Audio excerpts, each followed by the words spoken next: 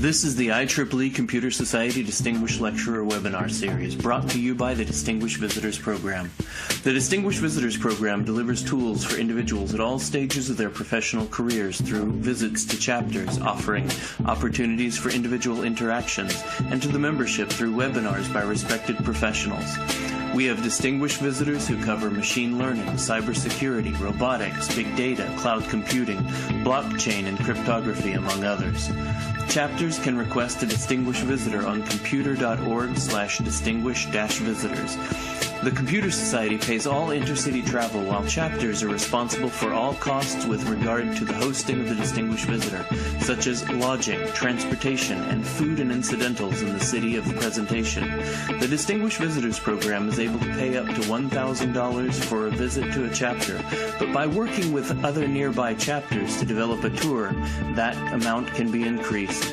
So when your chapter is planning its next event, think of the Distinguished Visitors Program.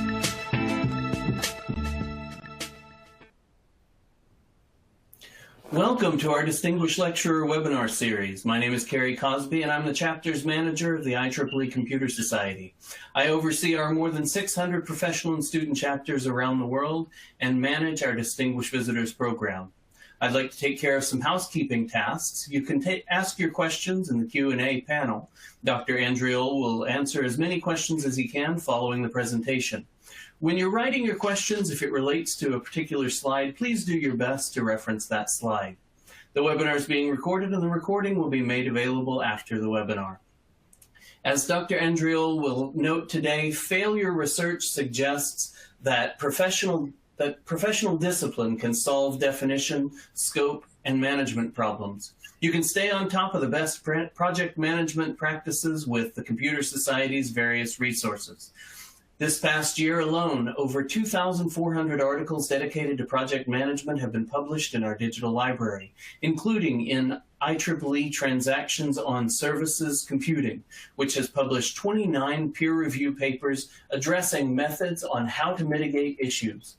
Furthermore, you can connect and grow with other professionals via our special technical community, IT in Practice. More information will be shared after the webinar. You can also learn more at computer.org. Today's webinar, a partnership between the Distinguished Visitors Program and the IT in Practice Special Technical Community, is Why Technology Projects Fail, presented by Dr. Stephen J. Andriol. Dr. Andriol's presentation looks at 6 baskets of problems: poor project definitions, scope mismanagement, management ineptitude, poor talent, inconsistent executive support, and corporate cultures that talk better technology games than they play.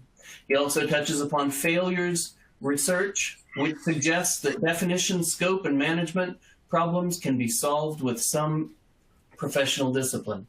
He also points out that although the research suggests that there are only talent and support culture problems the most difficult to solve, they're also ones avoided the most, which he indicates in the presentation. He explains why so many projects fail and will likely continue to fail. I'd like to introduce our speaker.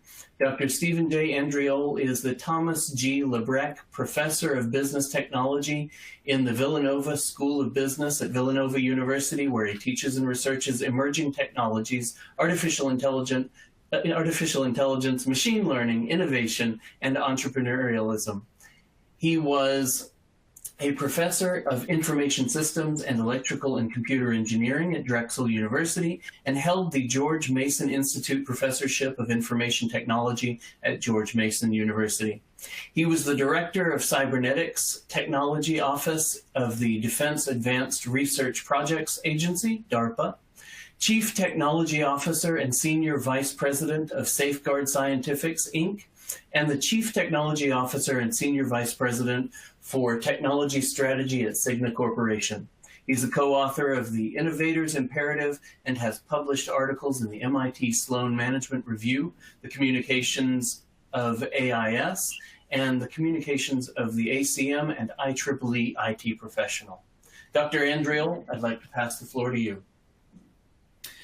Well, thank you. That introduction makes me sound old, but but thanks very much for the introduction, and thanks to all of you for listening this morning. I think this is an interesting topic from my point of view because of how infrequently it's discussed.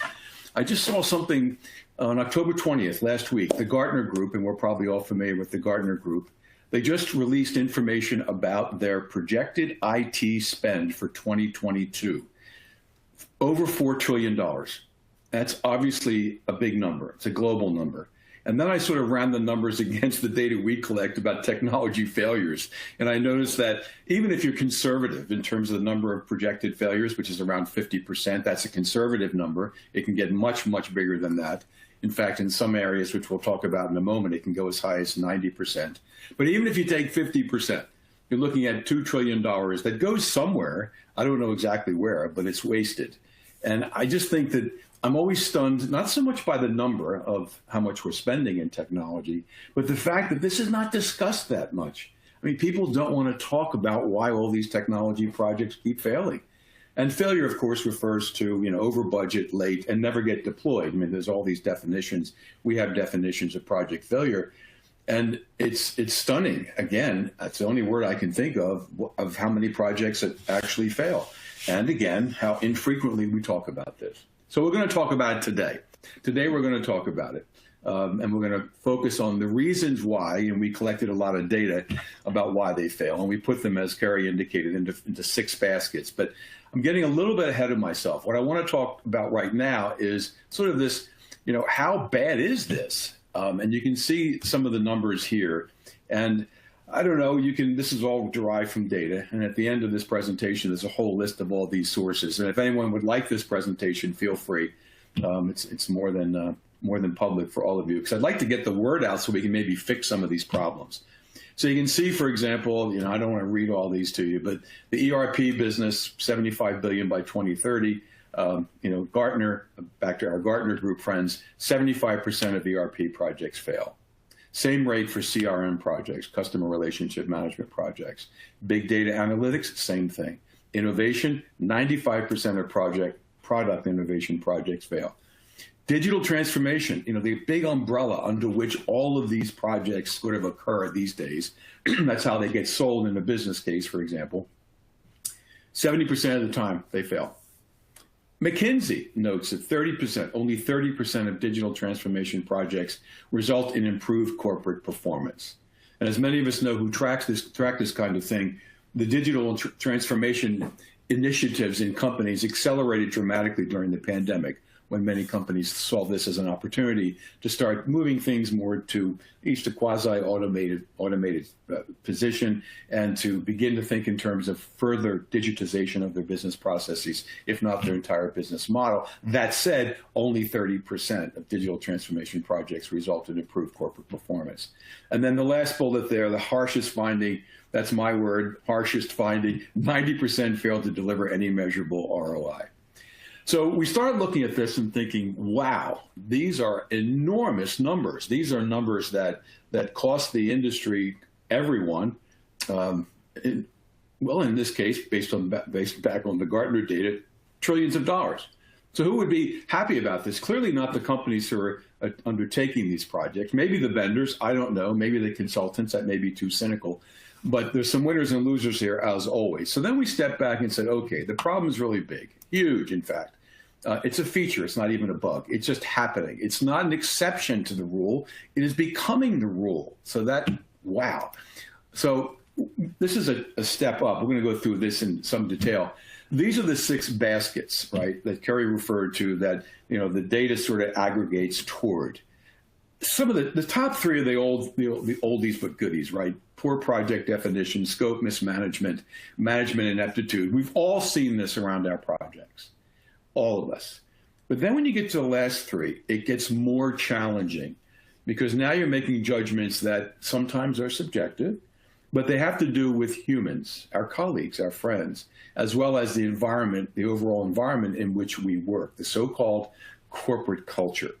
So let me dig a little deeper into all of these. And what we developed was a fishbone which shows the breakdown of all of these problems. You can see the 6 baskets again: definition, scope, management, at the bottom, talent, support, and culture. So take a closer look, and you can see under problem definitions, I guess we're not all that surprised by that, because we've seen this over and over again: weak business cases. Someone gets an idea, perhaps at the executive level, the C-suite level, where we should be doing something in AI and machine learning. We hear that a lot now from the companies with which we have contact. We want to do something there. Well, what do you want to do specifically? Well, we're not sure. Let's do some sort of demo, right? Then you're off to a bad start from the beginning, as we all know. So a weak business case, and that in this simple scenario means the executive wanted to do it. That's a bad idea. There ought to be some purpose. There ought to be some business process that's the target. We all know what a good problem definition is. Project objectives need to be clear. Project outcomes, how are you going to measure success or failure? That needs to be specified. This is sort of, I guess in my mind, sort of like project management, project definition 101. It's what all of us should be doing anyway. And then that leads to scope problems. Right? We've all heard the term scope creep. We all know what that means. Somebody lobs a requirement in over the fence that wasn't anticipated, wasn't modeled, wasn't scoped in terms of cost or time. And of course, that throws the project into some sort of turmoil, depending on how many get thrown over. So bad requirements management, unclear requirements definitions. We would like the interface to be smoother. That's not a project definition. That's not a requirement definition. Ambiguous requirements prioritization. What comes first? Because as you start to lob new requirements over the fence, and life as a zero-sum game, something in the budget, something is going to have to go. The budget won't support it all. And most project managers are loath to go back to the executives and say, we need another 20 or 30%. So you've got to prioritize and reprioritize all the time. And that's generally done quite poorly. And then management. And here we start to get into some of the softer and maybe elephant in the room kinds of things. Depending on your mood, you can describe this as, well, it's confusing and difficult, or you can simply say, many of the people that manage these projects don't know what they're doing. You can say that, right? Because the data suggests that many of the people that manage these projects don't know what they're doing. So they will give contradictory orders. They will reprioritize and reprioritize all the time. They don't know how to manage the resources, both internal, external being consultants and other vendors. Just the whole idea of, how do we manage this? Do we manage this with a methodology? Do we use Agile? Do we commit to Scrum? Do we do sprints? All of that sort of thing. I mean, what are we doing here to make sure this project proceeds at some reasonable pace without breaking the budget and the schedule? So. And then communications. We all know about poor communications. Are there meetings scheduled? Is the discussion ambiguous or unambiguous about what comes next? How are we doing? I mean, at the university, I do exactly this with my students, my seniors and graduate students. We have to, simulate a basic Shark Tank, right? And they have to do sort of weekly project check-ins. And it reduces to, what's green, what's yellow, what's red, and why, and what are you going to do about it? I mean, that's the kind of communication, and then that communication, you identify all that cascades throughout the team and throughout the project sponsorship, which takes us to the bottom 3. In our experience, and based on the data we've collected, these are the tough ones. Not to suggest the top ones aren't tough. They are tough, and they require discipline. They require a lot of thinking about who actually should be a project manager, who should not be a project manager, who should get certified to the extent that you believe that certifications lead to better project management. There's good data, not conclusive data, that that's the case. You can sort of attack those problems. You get to the bottom 3. Now you're starting to look at individuals. You're looking at teams in terms of their skills and competencies. And this becomes difficult because people don't want to make hard judgments about people. You can read the first one, the inadequate internal talent pool for ERP, big data, innovation, and related projects. They just don't have the domain expertise. They don't have the technical expertise. And yet they're assigned to some sort of either development or implementation project. We've all seen this. I have seen it as a sitting technology executive. I've seen this as a consultant. I've seen this as someone who's designed and developed and deployed lots of systems myself. You look around and you go, oh my God, this team is just not going to deliver for me. Yet, the option of saying, I need a whole new team is usually not available to a project manager. I mean, who do you go to and say the 25 people that are assigned to me, that 18 of them should not be on this project, I need 18 more. Now, all of us on this call on this webinar know that that happens all the time. So what do? You muddle through. You do the best you can. But as someone, all of us perhaps on the call would know, that's a recipe for disaster, or more specifically, a recipe for failure. Look at the next one, the lack of extended talent pools. And that has to do with the consulting orbit. To suggest that the consultants always know more than the internal professionals is just as absurd as thinking everyone is supremely talented to execute the project. Consultants are often just as uninformed about some of the newer technologies especially. So I saw the list that Kerry put up in terms of some of the series that are presented, cybersecurity, blockchain, cloud. I mean, the list goes on, right? If we added some of the newer technologies about how they may impact a business model or business process like augmented reality and virtual reality and IoT, and the list goes on, right? 3D, design, manufacturing. I mean, we could all sit here and develop a long list. How many people in your world, both internally and externally, i.e. consultants, know everything there is to know about these trajectory trends? How do they know about these things? How much do they really know? Have they done a lot of projects with machine learning?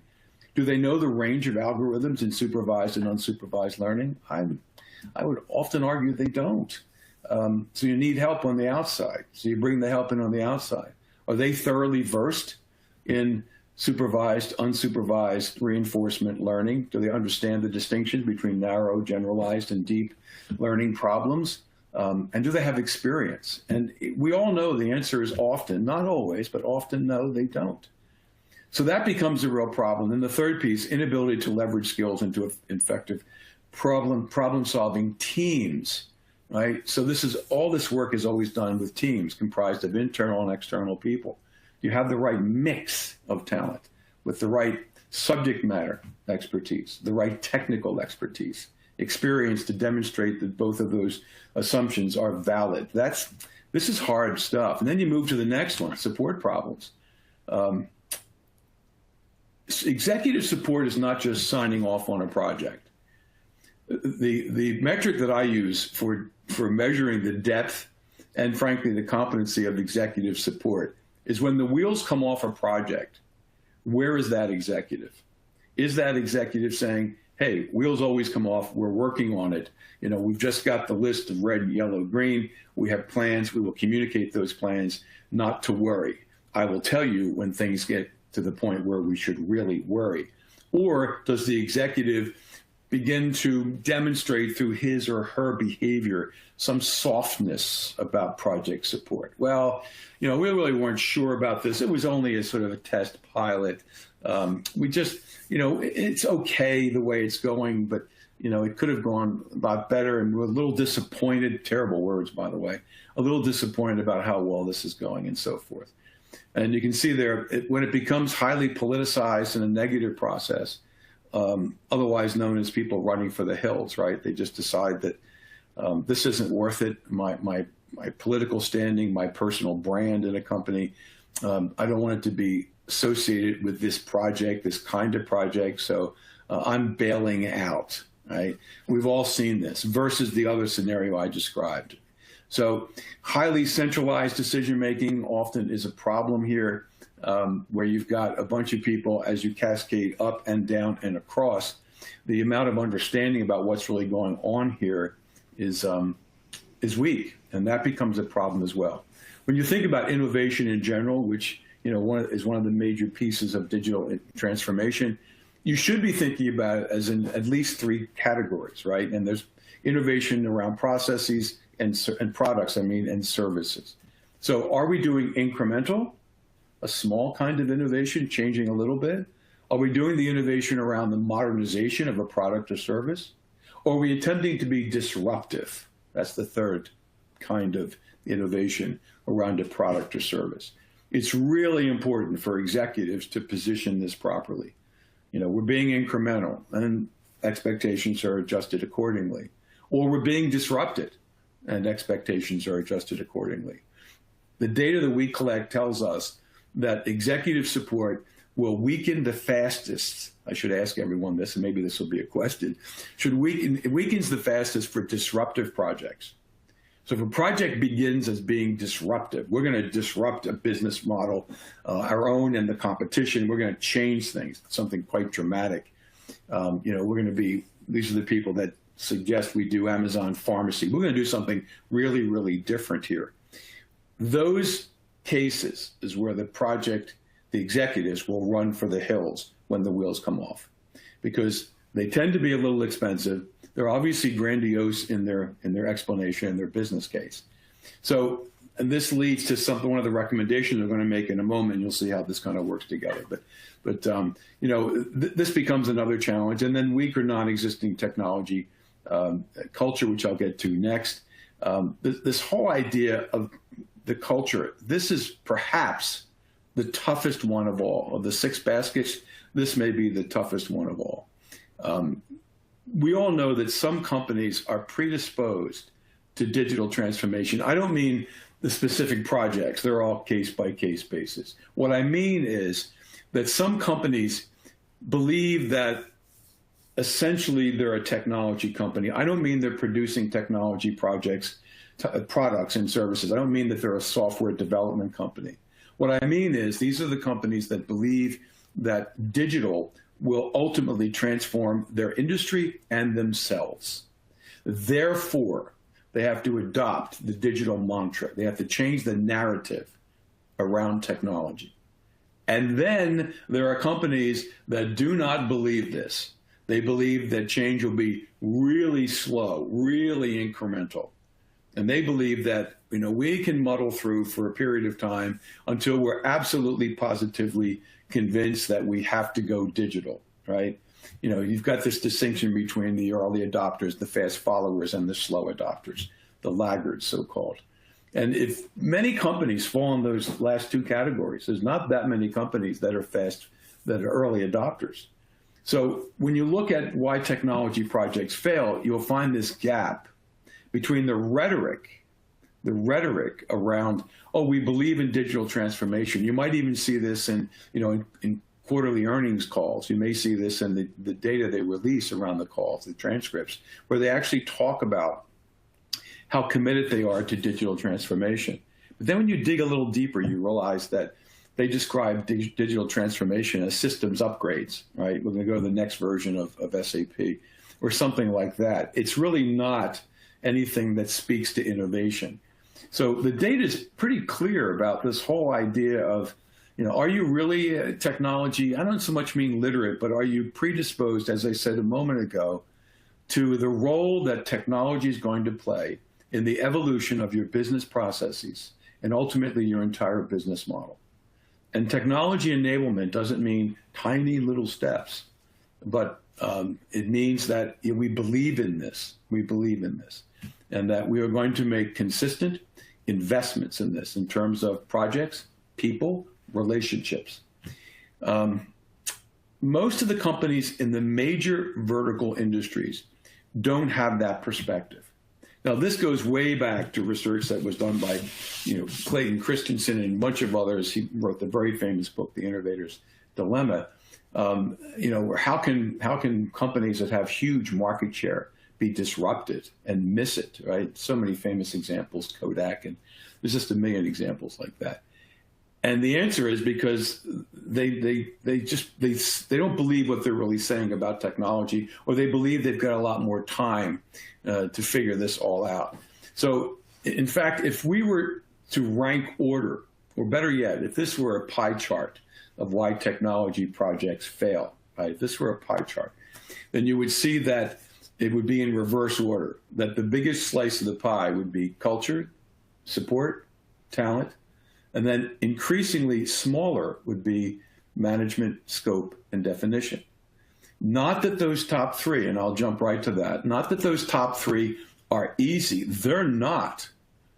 But that the bottom three, which is why it's in red here, the bottom three are really tough. They're really, really, really tough because in every case, they require a kind of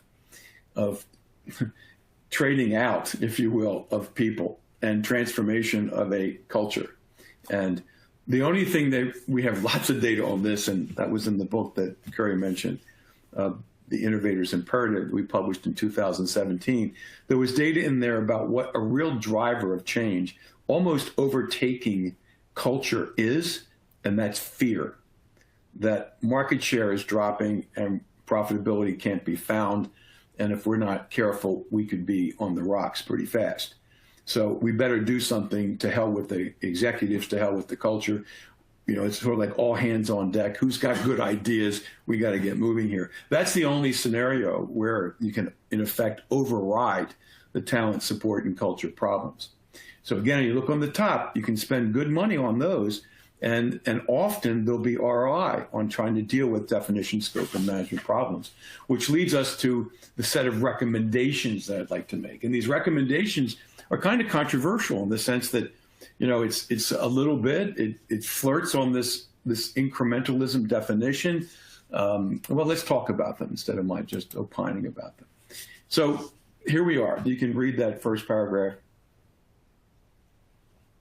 Invest as much as you can in the top three, okay? Because there's leverage there. There's leverage there. And unless companies are willing to refresh their talent pools, what a nice, kind word, right? Refresh their talent pools, which really means rinse and replace, which they're usually unwilling to do. Hire smarter executives, which they're equally loath to do. And change the corporate culture, which they cannot do no matter how hard they try. And you'll see that reference in the parentheses at the bottom of that paragraph, which says exception, fear. Data's clear about that. So 3 is better than none. Right? I mean, this should feel like an unsatisfying response to this. But remember where we started. There's tons and tons of failure data out there that really drives the point home that probably 2 trillion of the 4 trillion will be wasted. All right, big number. We did the research. We collected all the third-party data around why these things fail, and we came up with the 6 baskets. Then we looked at, well, what's more addressable, what's changeable realistically, right? And we decided that based on that 3 is better than none, right? So you can walk away from the whole thing, or you can say, let's focus on these 3, the top ones, if you will.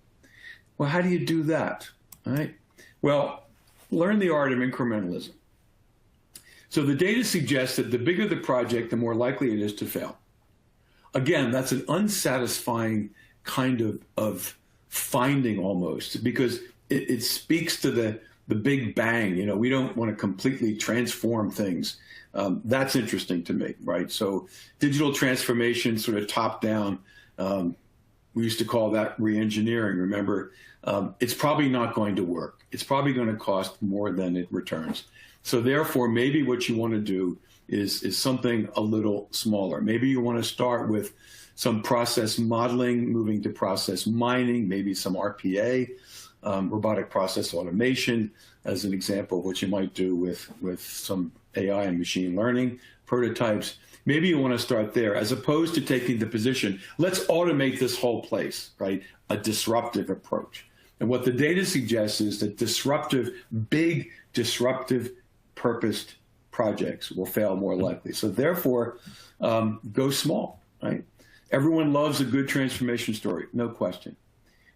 They should be resisted or reconstituted as big wins in small packages. How about that? Big wins in small packages. Some of this has to do with communication. Some of this has to be how skilled people are in writing business cases and then assembling them sort of down the road if you've got success across some reasonable number of them. But we don't know how that works inside companies. You cannot, and this has to do with what? Expectations management, number 5 there. So the worst thing you can do, we all know the answer. I won't even ask it, but I'll tell you. The worst thing we can do is to create expectations that can't be fulfilled. You want to, usually, almost always, you want to under-promise and over-deliver. right? And that's another discipline, because sometimes under-promising doesn't sound dramatic enough. It doesn't sound impactful enough. But given that the probability of certain kinds of project failures is so high, maybe that's exactly what you want to do, right? We all know over-promising and under-delivering shortens one's career pretty quickly. And that's why number 5 is there. CIOs and CTOs, huge part of their job is managing expectations downward, right? Setting expectations as low as possible. And this is hard stuff, right? To kind of accept and to kind of be willing to accept and actually manage your professional life accordingly. Is it a 2-step? Yeah, it is. And by that I mean, you can't say out of frustration, perhaps, and many of us have been there, this whole place needs to be re-engineered. This is all crazy. The money we spend, the return on those investments, the people we have working on these projects, it all needs to be reimagined. It needs to be remodeled. It needs to be redone, right?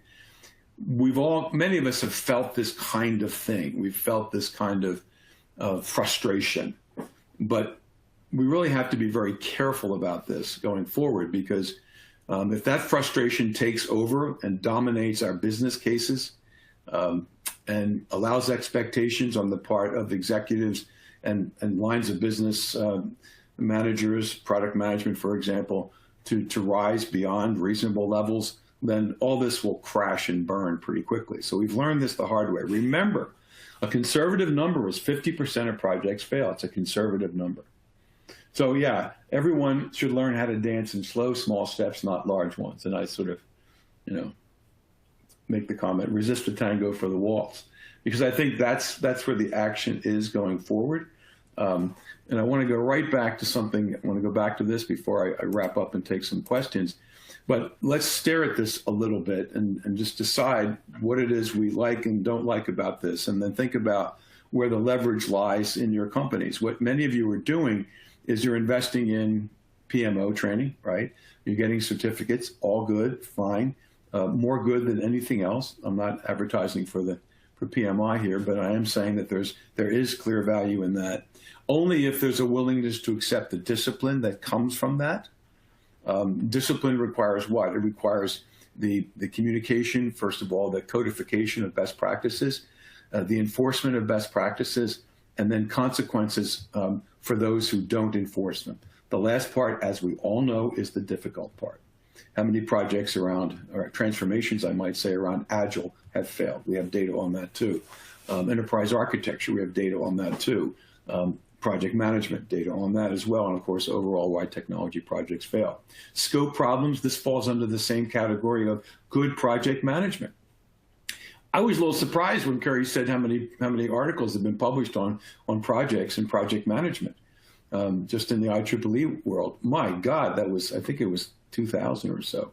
And then management problems that has to do with getting the right people and so forth. The bottom 3 will be resistant to change. They will be absolutely resistant to change. And therefore, you have to decide within your culture what makes sense and what doesn't. There's all kinds of other things that we discovered that make sense. Remember, I argued that fear is something that can break through corporate culture, and executive support reluctance. Fear can do that.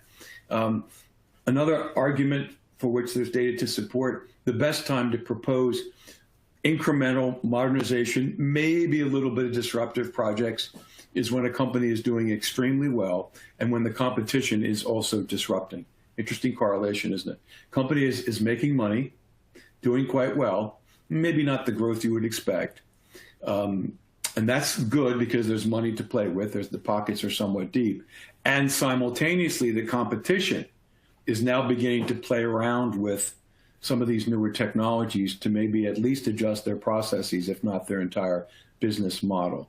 So I am a big advocate, I hope you are too, of competitive intelligence as another way to get a bead on how everyone else is dealing with the same problems. How are they dealing with their technology project failure rate, which we know is high for sure. I'm going to jump ahead now to this one. This is not just Steve Andriol talking about all this stuff. This is actual real data that's been collected by a lot of people. This is a snapshot. This is just about maybe 20% of the data out there about project failure. So it's not surprising, I guess, right? This has become its own cottage industry, that people collect data on how many projects fail. The Standish Group has been doing this for a long time. Gartner's been involved in this for a long time. People try to explain all this. There's, one by Gerthoff, that why 70% of all CRM projects fail. Everyone's trying to explain all of this. And they do, based on the research, the data we've extracted from all of these sources, so you have a sense of the sources, and there are many more. That's where the 6 baskets came from. That's where the 6 baskets came from. The proposals as to what to do about this, that comes from another set of data we collected, and that was the data that was in the book that was mentioned, the Innovator's Imperative, published in 2017. I'm happy to provide information to anyone about all this stuff, but I'm going to break now and go right to thank you and go right to questions, because I think that there's probably some questions about all of this that might be interesting for us to discuss. All right, thank you, Dr. Andriol. There's actually some questions coming in, and if anybody else wants to ask some questions, please feel free to put them in the Q&A. I want to start with the first one that we've got in. This refers back to your slide, it's slide number 8. You mentioned that you should possibly rinse and replace some of the managers. They're wondering whether internal training might help out. Great question. So the question implies training. I hope it implies this, that if you continually train your technologists, that they will stay current as possible, as current as necessary. We looked at this about 2 or 3 years ago, and it turns out that many companies, same kind of phenomenon. They have training programs, but they're not well enough funded. In fact, they often go on the chopping block when it comes to funding and support for IT organizations. It's such a good question because, if there's no training, then obsolescence is almost guaranteed, right? Which is really unfortunate. The courses I teach at the university, and this is not fun for me, so I'll reveal something that's quite painful. I teach courses in artificial intelligence, machine learning, emerging business technologies. And quite honestly, I cannot teach the same course twice. I cannot teach, and I'm talking semester to semester. I cannot.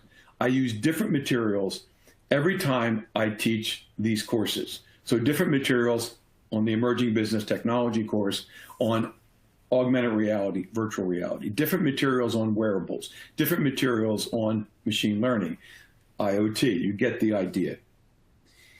The fields are moving so quickly that organizations actually must set dedicated time away for the technologists to stay current.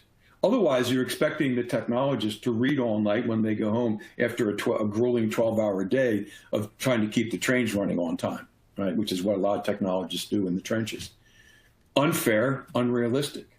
So companies, if they don't want to go through such a great question, if they don't want to go through the turmoil, the HR turmoil of rinsing and replacing, they're much better off paying for the training, the advanced degrees, the sabbaticals, believe it or not. I was working with a company recently with a CTO, and I said, so how many times do you leave the office every day and just go walk around by yourself and think? And then how many hours a week do you take 3 or 4 people, your top technologists, and take a walk around somewhere and just think? And the answer invariably, not just with this one company, across all companies, is, are you crazy? Who has time to do that? Right? I have to work on these. I've got crises here and there and everywhere. All that kind of work before the technology trajectories were so aggressive. We passively just accept things like Moore's Law. Damn it, it's real. These technologies are changing quickly. So the answer to the question is, yeah, training is fabulous so long as it's the right kind of training, so long as it's continuous, so long as it has some depth and so long as the company is willing to pay the bill.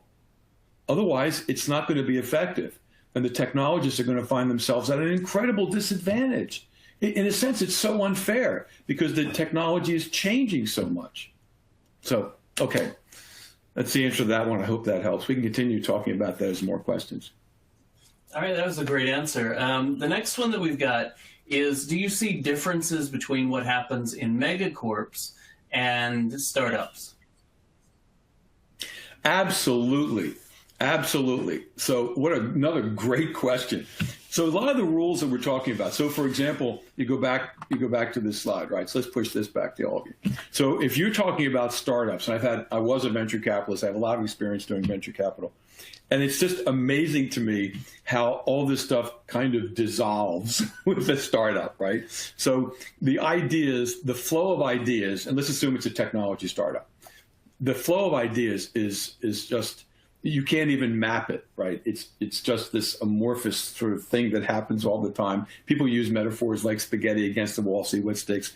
That's not how it works. What it works is a bunch of really, really smart people just deciding among themselves or by themselves or in the middle of the night what might be a better technical approach, and then coming in and selling it to their colleagues, which 80% of the time their colleagues destroy. It's a whole different process. Larger companies, of course, the failure rate, this is a tricky way to answer this. The failure rate for these kind of institutionalized projects, the ones that get formalized with a business case and all of that, is this data that I was sharing today. And that's that slide which we started before looking at, how bad is it? That's the data. Most of that data comes from medium and large corporations. It doesn't come from startups. Now, startups, that said, startups have their own challenges because we know from other data sets, from Business Insider, from all kinds of data sets, that 90% of startups fail.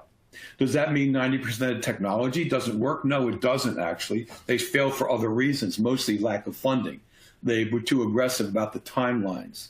But so the question, if you go back to this is mostly medium and large business, and it's also private and public companies. It's any company that's kind of formalized the process by which a project gets approved and then tracked over time. So it's bad here, very bad. It's different with startups. And I would argue that you don't have any of the formal processes with startups. Some of us have been in startups. I have, and it's a whole different, I had two of my own.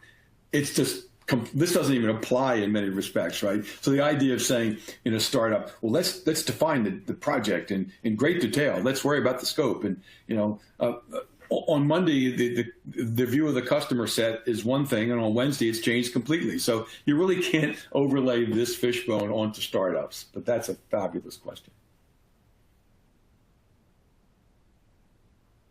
Okay, great. The next one, I really like the wording of this question, and if I'm reading it right, I think it's a question about trends, but I think they put it in an interesting way. They say, assume we are in the year 2025. I would like to assert X% of data science projects fail. What would be the value of X? So we're trying to determine what percentage of these data science, and I assume /AI/ML machine learning projects, they're all in the same umbrella. What is the expectation about the percentage of projects that will fail in 2025? So I guess I would like to say that the percentage will go down as we get better at these things, especially in that area where the discipline is evolving and maturing. So if we subset those kinds of projects, the projects that involve the most leading, bleeding edge technologies, like some of the machine learning, and I'll pick an example of convolutional neural networks, tough, right? So the high probability of those failing today, in 5 years, I would expect it to be less.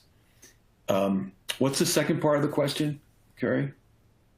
It was just trying to get the sense of what that trend is going to be. So what do you think it will be in 2025? Well, I think it also depends on investments, right? So, and this is where executive leadership comes into play dramatically. does the executive leadership believe, and this relates to culture, that the business processes that make them money today, and maybe the overall business model that explains their growth and profitability, will it be significantly different in 3 to 5 years? That's the strategic window. If they believe that, and most companies don't really believe it, especially, remember what I said earlier, especially the ones that are making money and doing pretty well, they don't believe any of that because they're still cashing big checks. But if you believe that, then you need to make investments in the technologies that will take you there. And in this case, if you look at all the data about the future of work, ways of working, fourth industrial revolution, there's one word that pops out so aggressively every other sentence, and the word's automation. So if you believe in that kind of future, then you have to start spending significant money in those areas, particularly in automation, broadly defined. If you do that, what does that mean? It means new people, new processes. It means new business models. It means all of the above, if you really believe that. If you believe that, if you identify that as your future, and as simultaneously the field itself matures, then I think the probability of failure will drop. It will drop. But remember what all the sort of conditions, right? The conditions are that, you've defined a set of objectives. It was one of the top 3 baskets that are problematic. Objectives are now defined. Automation of these processes, replacement of these processes, and maybe even a whole new business model. That's your objective. And you've defined the technology that you're interested in enabling those new processes. That would be AI, machine learning, automation. And you make the right investments that are required by that commitment, top and bottom, then the probability of failure should be lower, clearly lower. Right people working on the right problems against a strategic business model that you believe has merit. I mean, we've just defined like the perfect company here, right? And it's kind of rare to find that kind of company, but if that kind of commitment is there, and remember, companies, that's why the data we collected a few years ago suggests that the deeper the pockets, the more successful companies can be playing around with newer technologies, because they're not as frightened about, taking money that they don't have a lot of. I mean, look at what Amazon does. Amazon, not to mention Amazon convinced Wall Street that they were going to lose money for a long time, but don't worry about it because we're going to be reinvesting the money in innovation. Wall Street bought that argument amazingly, and look what they've done. They've had some failures, but mostly they've had successes. Have they been the most cost-effective project streams? Not at all. Didn't matter. They had the money and they convinced these stakeholders, let us go, we'll come up with new things. So, I think all things have to be true. I think stepping back now to the question, is there a kind of maturity that improves over time? Absolutely, right? Some of this has to do with, in the case of machine learning, the ability of us to routinize processes in software. Example, TurboTax, okay? We've taken the tax process and we've automated processes. Good. Could we automate the whole thing? Absolutely. Do you even need TurboTax? No. As many of you already know on the call, many countries, they just send you a bill and you say, I like it, I don't like it. There's no tax preparation industry. Doesn't exist, right? In the US, it's a $12 billion industry. The reasons for that is a separate conversation. Can you automate the entire tax prep process? Yes, you can. Okay? So once you systematize processes, then you can automate them. Are we getting to the point where the number of processes that we're systematizing is growing? Yes, which means we're getting smarter about this. And then simultaneously, the machine learning algorithms are getting better. Even the deep learning algorithms are getting better. In spite of an IEEE Spectrum cover story about what's wrong with AI, I was like, I shouldn't even mention that probably, but this is IEEE. But anyway, it's all getting better. So yeah, over time, with the right discipline, that's the top 3. And then the bottom 3, of course, if you have the right talent, this should get better. But this requires commitment. It really does. We just give you one little example, right? That was the example, automation. One little example, that area. All the things that must be true for the failure rate to drop significantly. Can we list them? Of course we can. Are they achievable? They really are achievable if you put your mind to it. And again, companies that have a lot of money, well, they can afford to do this. Companies that are going out of business are fearful. They're likely to try it. It's that large group in the middle, right, that are sort of worried about, the balance sheets, their so-called balance sheet management. They're the ones that are just reluctant. They're the ones that will be the laggards. They're the ones that will have high failure rates, but they muddle through somehow because they're not willing to spend all the money to get these things right. Back to the first question, training of the people and so forth and so on. That's a great discussion. It really is. I'm optimistic that things will get better as the fields get better. I mean, look where we were 5 years ago. One of the benchmarks I always use with students is when they say things like, well, that's impossible. I go, well, go back 5 years. What were people saying about all of these technologies, right? Were the wearables there 5 years ago? Did we have rings that collect vital signs and connect in the cloud to do diagnostics? No, we didn't have that. What will it be 5 years from now? So I always remain optimistic about technology's progress. So I hope the purpose of the question is, will things get better? And I think they will. All right, great. I think this next person is trying to open a new business. So they ask, what design choices could you make in founding a new organization to reduce the failure rate of its technology projects? So if the company is starting its own business and trying to reduce the failure rate of its own projects, that's one question. The other question is there a business to help companies, almost a consulting business, reduce their rates of failure? I'm not sure which it is, so I'll address both.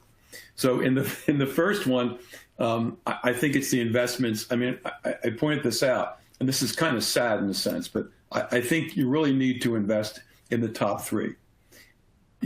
There's leverage there. There clearly is leverage there. You have to have the discipline to follow through all the things I mentioned before, but there's definitely leverage there. When you start looking at, the bottom three, that's a slower slog. I mean, that's a difficult one. But if I were in a company, if I were a CIO, CTO again, I would be investing pretty heavily in the top three, more so than I ever did before, only to capture whatever leverage I possibly could.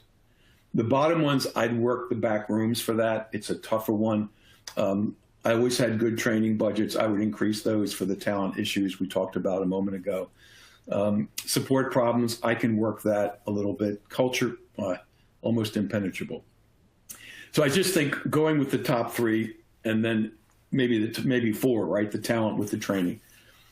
If you're going to start a business that does this for a living, a consulting business that will help people, I think the same thing applies. But I think you also have to, the first thing I do when I walk into a consulting engagement is I assess the culture. It's the first thing I do. Because I can almost tell myself, sometimes it's a depressing drive home, I can almost tell myself how much success I will have. Because I can't change a culture in a month or 6 months or a year. I can't do it. So what I do is I take the path of least resistance, which actually applies to both ideas of trying to reduce your own technology project failure rate, as well as maybe helping others do the same thing. It's the same kind of advice. But when you're a consultant on the outside, there's often the ability, and this is back to the elephant in the room discussion, there's the ability to grab somebody by the lapels and say, maybe it's a CEO or CTO, you realize that this place is completely screwed up. You realize that your project failure rate is going to continue. It might even continue to grow. You realize this as you grab the, metaphorically grab the lapels and say, you have to decide if you want to do anything about this. I mean, I've been just 2 or 3 years ago, it was a large organization, financial organization. I was called in to sort of look at IT, right? God. And I started with the CEO and I said, are you serious about this? I mean, do you really want a hard look at this? Or do you want someone to come in and say, yeah, this is not bad, and you should maybe do this, or do you really want the truth, the truth? And he said, I want the truth. He also said, though, you're going to report back to me privately, but I want the truth. You have to determine that going in. What's the appetite for change? Because all of these, the failure causes, if you will, the 6 baskets, If there's no appetite to change these, then the rate will continue to be high. We all know this. The appetite for change, again, can be because you want to change your business model, you want to be in sync with technology trajectories, or it's because you're scared to death, even a company may go out of business, or because you're doing some competitor intelligence and you're seeing that they're doing all this. Well, what about us? There's different motivations for changing. But then the next question is, well, how much are you willing to change? Are you willing to get rid of people? That's usually the wall you hit. Well, what does that mean? I mean, get rid of a lot of people or send them all back to school for 3 months or 6 months or a year. You willing to do that? Usually the answer is no. So that's where you hit a wall. So that has to be determined. So answering any questions about how do you reduce the failure rate is conditional upon first, appetite to change, and conditional upon sort of the parameters of the change that's acceptable. And in our experience, the top three, you can usually make some headway where there's leverage. The bottom three are tougher. Maybe talent is addressable. But that's the answer. I mean, it's whether you're doing it internally for yourself or whether you're a consultant trying to help others reduce their failure rates. Failure rates show no sign of slowing. I mean, this is what's even more startling, right? So many of the sources that I showed you, these are not old sources. Many of these are quite current, like 2019, some of them are 16, 2020, why 70% of all CRM projects fail. You're not going to hear that from Salesforce, right? The vendors are not going to come in and tell you, well, there's a 70% chance this is going to fail. They're not going to tell you that. So there's all kinds of issues around this, but the data is quite current. McKinsey's been all over this. McKinsey has published a lot of things about this. So we all know that this is happening right around us. We don't talk about it that much. As I said in the very beginning of the webinar, the vendors aren't going to come in and say, oh, by the way, this ERP project, it's about 70% likely it will never work. We would never say that to you. Right? So, this requires a lot of introspection, a lot of commitment to change, and ultimately commitment to funding. I hope I answered the question. This is complicated. Okay, I think we can probably take 2 more questions before we go. This next one, so we had the one for the 2025, and that was looking forward. This one kind of looks back and to the present. So they say, since we learn through failure, why aren't we a lot smarter? Or are we? The data suggests we're not that smart. We're not getting smarter. The data suggests we're not learning from these failures. Part of the reason for that is, and we followed up with interviews with executives when the projects fail, they're often not described as failures. They're often not pursued after the fact as imagine this, right? This was a wonderful learning experience. We just blew $1 billion on this ERP project. But you know what? The silver lining is we learned a lot. You rarely hear that. I was involved about 5 years ago with a $4 billion failed ERP project that never went live. Do you think that there's going to be a big celebration of all the lessons learned? Never, never, never, never. So what happens is that it happens at the individual level, right? So we've interviewed lots of CIOs and CTOs, and they'll say things like, I personally learned a lesson here. I learned, and I share with you one of them in this presentation, I learned not to go too big. I learned big bangs don't work. I learned that. So as long as I'm CIO or CTO here, we're not going to do that. But that's not enterprise lesson learned. That's an individual lesson learned. All good, for sure, very good, but not what you want. What you want is enterprise, and then you want industry-wide lessons learned. So if this became if it was talked about more and we didn't care about the elephants in the room and all the rest of it, this would become its own conferences, its own books, its own seminars, its own training, right? We don't have that. I mean, we search this all the time, and you see things like, how do you be a good CIO? How do you be I think it was Columbia, or no, it was Kellogg, right? At Northwestern, the Kellogg School of Business has a new program called How to Be an Effective or Impactful CTO. I don't see wonderful. I don't see programs are on. We fail most of the time. How to avoid that? Here's a 6-week program on that. Maybe the people in this audience who are attracted to listen to why technology projects fail might sign up for such a program. But we don't see that. We have not formalized the study of failure. Isn't that interesting? It's interesting to me that we haven't formalized the study of failure. The data is everywhere. And maybe because the incentives aren't there. The vendors aren't going to fund it. The vendors, by the way, fund many of these programs. So they're not going to fund it, that's for sure. The companies are unwilling to talk about their outrageous failures, right? I mean, there's actually an article, I don't know if it's in this list. We have an article, maybe it is. It talks about the kind of most dramatic, hellish ERP failures there ever were. And I don't see it on the list immediately. But it's like, who's going to talk about that? I want to be the company that is this case study for the worst ERP disaster in history? No. So we don't have the normal incentives, which tend to be more positive focused.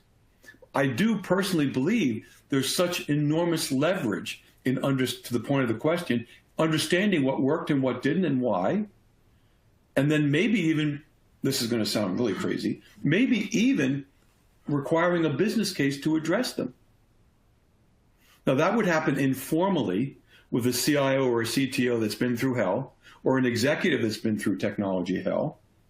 That might happen informally.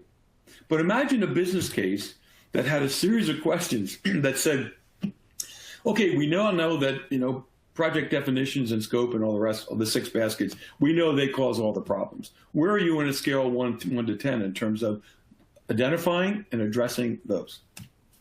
I don't know. That's a silly example, but you get the idea. It should be part of the due diligence process, should it not? All the learnings, all the examples, all the spectacular case studies. I mean, you're about to do in a company, hypothetically, a monster ERP project or a monster disruptive digital transformation initiative consisting of 50 projects over 5 years at a cost of $2 billion. Do you think maybe you might want to leverage the failures data onto that? Yeah, I would. It's done now with the individuals, as I described, but I would think before anything gets funded at that level, you have to have a really strong business case that you've internalized all the failures data, and you've converted that to relevance to your proposed project or projects, and it becomes a necessary piece of due diligence. So we don't do that. So the answer to your question is, we've not institutionalized or formalized the study of failure. If we did that, I think there'd be a better chance of learning from past mistakes. That is incredibly interesting. It's amazing that that's not formalized. I know that Richard Thaler, the behavioral economist, has dealt with similar questions like this, and his focus is always on, he states that hindsight bias is what gets in our way a lot of the times, that our CEOs tend to think, well, I knew this was going to fail all the time anyhow. So I don't know, maybe that gets in the way somehow. It does. It absolutely does. Hindsight bias is a great term. Yep. The last question I think we'll go for here is, do you see any firms explicitly planning for multiple possible alternate futures, or do they just bet far for one assumed future? Yeah, another great question. By the way, thank you for these questions. They've been absolutely fabulous. And I'm not just saying that, I mean it. This has been a great discussion. The idea of alternative futures, it tends to be how far out they project. So we have some data on what is strategic, right? Strategic is interesting because, first of all, operational versus strategic technology should never live in the same room, ever. So we've learned that. So when you have a dual mission on the part of a CIO or a CTO, on Monday, think operationally, on Tuesday, think strategically, never works, okay? Because you cannot bifurcate missions, personalities, people that way. It doesn't work. There's a reason why Walmart and Comcast and all these other labs, innovation labs, are leaving the building, so to speak, right? They're separating them from headquarters. They're taking them to different places. There's a good reason for that, all right? So Back to strategic planning. The window is now 3 to 5 years back to Moore's Law, because everything can change in 3 to 5 years. So we don't do the long-term scenario planning we used to do. At least companies don't do this. What will we look like in 10 years? Nobody does that. We can't find any data on that. It's considered kind of silly and waste of time and money. Maybe you bring in a consultant, so-called futurist, talk about your industry in 10 to 15 years. Interesting, kind of fun after a few drinks. That's about it. The 3 to 5 year thing is really interesting in terms of scenarios. And these aren't really scenarios. These are, or alternative futures. These are projected business models. We haven't collected any data on people doing alternative futures over the next 3 to 5 years. Bets are made because they're expensive. That's another way to answer the question. So doing alternative planning, so to speak, with different courses of action, suggesting different options if something doesn't go exactly as planned, you find that very infrequently. What you may find, though, is a kind of agile culture that we're locking in on this, right? This is a target, but we're not doing so in such a way that we could not pull back, maybe slow it down, maybe do a little adjacent work without too much pain, but there will be pain. So the main reason why companies don't do alternative futures, and I mean 3 to 5 year futures, is because of the cost. Will everything get automated or won't it? If it doesn't, we go down this path. If it does, we go down this path. Really expensive to do. So that's why it's only 3 to 5, because you're not projecting out 10. Nobody can do that. It requires a whole different skill set. I mentioned beginning of the answer to the question, don't expect your CIOs and CTOs to do this. They can't. They're too immersed in day-to-day operational issues. And when they think about strategy, they think about next year. They don't think about 5 years. So what you have to do is assemble a bunch of people who are different than those people in the trenches, get them out of the trenches, just like, I think it was Walmart that moved to, where'd they move to? Palo Alto for their labs. That's the same idea. And then work on what you think will be the primary path, the primary processes, the primary model for how you grow and make money, okay? That's the challenge. And I've just not seen many companies say, okay, what if we're completely wrong? What's plan B? Plan B planning is very, very expensive, and companies tend not to do it. Okay, all right, thanks. This has been a great conversation. I wish we could stay longer. We are coming to the end, though, and probably gone a little bit over. I would like to take this moment to thank you, Dr. Andriel, and I'd like to thank all of our audience for attending. Please join us for tomorrow's webinar on the future of workforce. That'll be by Dejan Milojevic. That'll be brought to you in partnership with the Corporate Liaison Program of the IEEE Santa Clara Valley section and the IEEE Computer Society chapter of the Santa Clara Valley section. And in November, we're going to bring you several webinars on the history of computing. I think they all should be great. And that'll be in celebration of the 75th anniversary of the Computer Society and the 50th anniversary of the Distinguished Visitors Program.